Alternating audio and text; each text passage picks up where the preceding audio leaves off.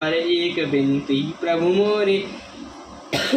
कोमल गुण और मनोहर श्रेष्ठ वाक्य रचना सुनकर कृपा के समुद्र भगवान कोमल वाणी बोले, तुम्हारे मन में जो भी कुछ इच्छा है वह सब मैंने तुमको दे दिया, इसमें कोई संदेह न मान समझना। ये माता, मेरी कृपा से तुम्हारा अलौक ज्ञान कभी नष्ट नहीं होगा। जब मनु ने भगवान की चरणों की वंदना करके फिर कहा, हे प्रभु मेरी एक विनती और है।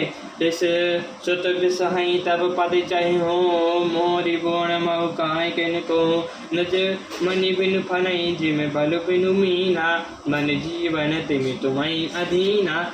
अब बरु मांगई चरण कही रहे हूँ, एक मस्तु कौणा निधि कहे हो। अब तुम मम अनुशासन मानी, काहू चायु सुरपति राजधानी। आपके चरण में मेरी वैसी ही प्रीति हो जैसे पुत्र के लिए पिता की होती है। चाहे मुझे कोई भी बड़ा भारी मूर्ख ही क्यों न कहे, जैसे मणि के बिना सांप और जल के बिना मछली, वैसे ही मेरा जीवन आपके अधीन रहे।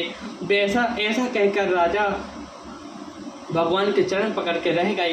तब दया के निधान भगवान ने कहा, ऐसा ही हो, अब तुम मेरी आज्ञा मानकर देवराज इंद्र की राजधानी में जाकर वास करो। अस कहीं भोग विलास तत राम, गए कछु काल पुनि जय श्या राम। हो हूँ अबद भुआल तब रामा, मैं हो भव सुत तुम्हारे सिया रामा। हे तात, स्वर्ग में बहुत से भोग कर तुम कुछ काल बीत जाने पर तुम अवध के राजा हो गए, तब मैं तुम्हारा पुत्र होऊंगा। इच्छा मैं नवनीश सभारे हूँ, प्रगट निकेत तुम्हारे, अंश शरत नहीं सती ताता, कहीं चरत भगत सुखदाता। जे पुनि सातर नर बड़ भागी, तब तुम्हें ममता मद लागी। आति शक्ति दे जग जग उपजाया, सोई अति बभाई मोर माया। पूर्वव में अभिलाष तुम्हारा, सत्य सत्य पन सत्य हमारा। पुनि पुनि का कहीं पान धाना, अंतर्धान भय भगवान। दंपति और धई भगत कृपाला, तेहि आश्रम निवसे बहुकाला। समय पाई पुनि जहि अन्यासा, कहीं कीन अमरावती बासा।